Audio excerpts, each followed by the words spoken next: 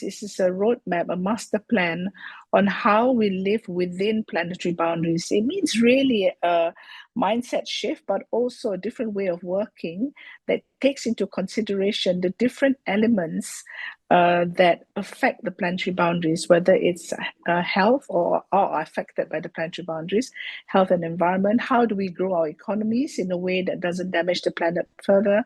How do we look at good governance? How do you look at the importance of education and research? Now, added to this, while this was being developed, the Malaysian Higher Education Blueprint that will be released next year has already mandated that planetary health and sustainability will be taught in every institution of higher learning. And now the next step is K-12. It's also been approved that this will be introduced to children from kindergarten up to high school. So this study is based on an epidemiological model. So what we do is we look at deaths that happen at different days with different temperatures, and we look at that in each country. Each country has a different sensitivity to heat. Some countries are a bit more resilient, more prepared for heat day. Some countries are less prepared.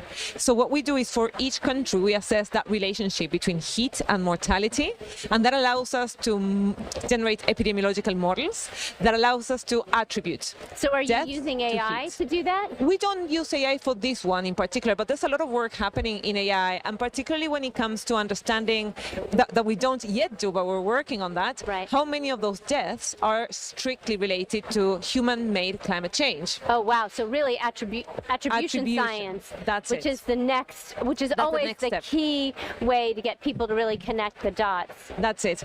But what we do know, for example, is that mortality for heat per 100,000 inhabitants has increased by 23%. The first thing is, I know people who have been doing this their whole lives, and I know that our ancestors have been protecting Mother Earth well before we knew how important the planetary health system was.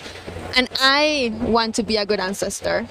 I want to be able to tell my descendants I did everything that I could. And that gives me a lot of hope that we will have thousands, hundreds of thousands of people who want to do that, who want to be good ancestors.